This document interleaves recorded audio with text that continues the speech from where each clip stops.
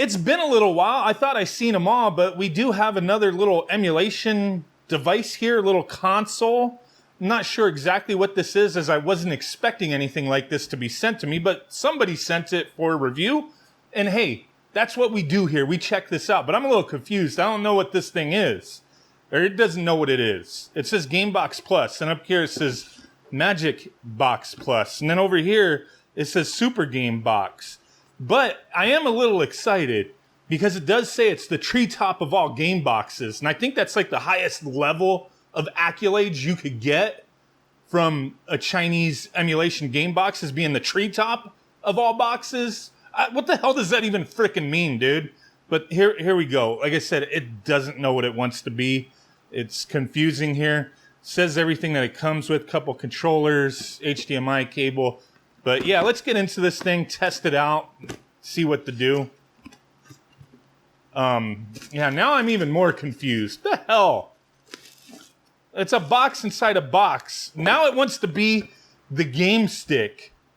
Game 45,000, 51,000. The hell? Is this something what? The Y5. I'm pretty sure I've messed with something like this, or, you know, all these companies, man, they be putting out the same thing with minor tweaks. This does have that caveat. I do kind of remember that. You know, children under 14 have to be accompanied by an adult. I don't know, the 13-year-old gonna choke on this thing? Reminder, no built-in games. Then why would you? It's gotta have built-in games. I'm pretty sure it said game 45,000 right there. Special game rocker. Yeah, I remember this. Now that I'm staring at it, I think I've looked at something extremely similar, if not exactly the same. Okay, we have a little dongle. So it's a little dongle thing. Kind of looks, I don't know, maybe it's different. We're going to have to plug this bitch in and find out. I'm not even sure like what kind of storage we have to get that little 128 gigabytes. So, you know, you can have a decent amount of games there. A little, you know, hefty little boy here. Some ventilation, you know, you're going to plug it in. Looks like it has... for the controllers, plug that in to sync them up. PS2 style nonsense, you know, kind of crap, but not as bad as it could be. What else do we got in here? Okay, little extender for the HDMI. Second controller. Why was this packaged in a different device's box? I don't even freaking get it, dude. But these controllers, they should be 2 AAAs. Oh, this actually came off very smoothly. Normally, when I get these things, kind of a struggle taking that back thing off and on. Maybe they've improved the little crappy controller. I doubt it. Power, and then print out some toilet paper or something here. Okay, let's just, yeah, that flew away. All right, let's get this plugged in and find out what to do. So here we go. I got this little thing plugged in. It's all dangling around at the bottom there. And it is different than the other ones I've taken a look at in the past as far as the setup goes. And I did find out, you know, the company that sent this to me, they sent it a while ago and it just barely showed up. Kind of got lost in the mix. But yeah, we got 51,081 games here. So let's take a quick look. I'm not going to read off everything, but up top it tells you the system and then how many games. But you got PSP, Dreamcast, Naomi, Nintendo DS, N64, PlayStation at 703 games. I know we're going to have an issue with that. Probably no music in these games. MAME, CPS stuff, Capcom, Neo Geo, arcade classics, too many Super Nintendo games, Game Boy Advance, you know, so on and so forth. It's a nice selection of stuff here. It does look a little ROM dumpy, but not as bad as usual with some of the numbers here. Because sometimes, you know, you'll have Game Boy be like 15,000 games. But at 529, it's like, okay, this might not be too bad. But with this setup, the specs, I'll put them up on the screen, whatever I could find. But I'm pretty sure it was a S905X2 chipset.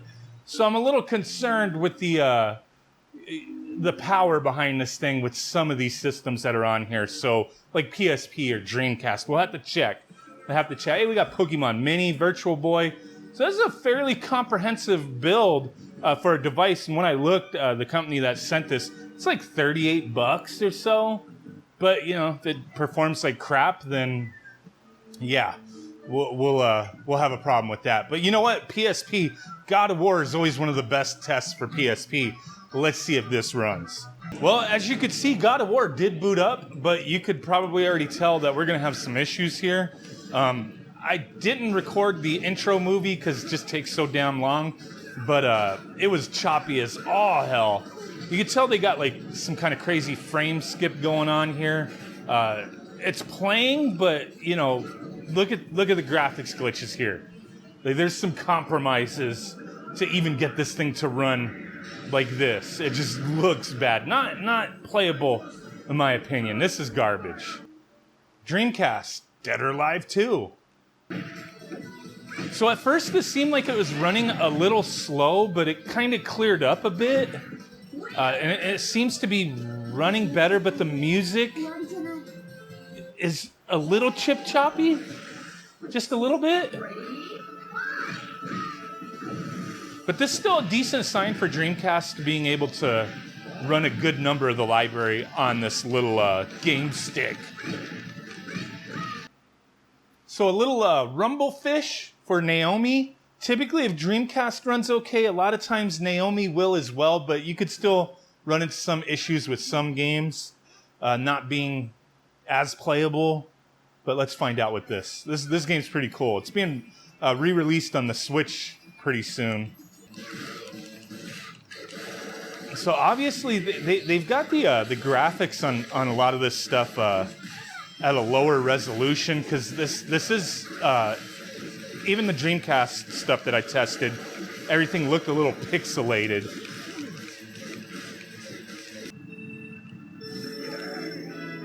Okay, so here we go. If you hit like the shoulder buttons, it'll change the screen orientation.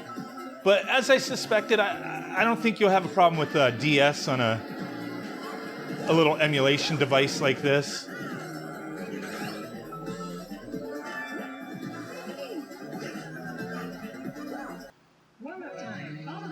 Little Nintendo 64 Wave Race, running pretty smooth.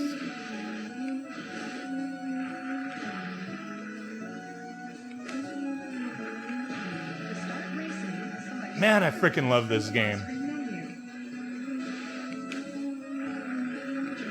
PS1, you really shouldn't have an issue running PS1 games on a device like this, but as I suspected, them having 700 PS1 games on this build, you know, with 50,000 other games, there was no freaking way. They've heavily compressed these, missing the music, that kind of thing.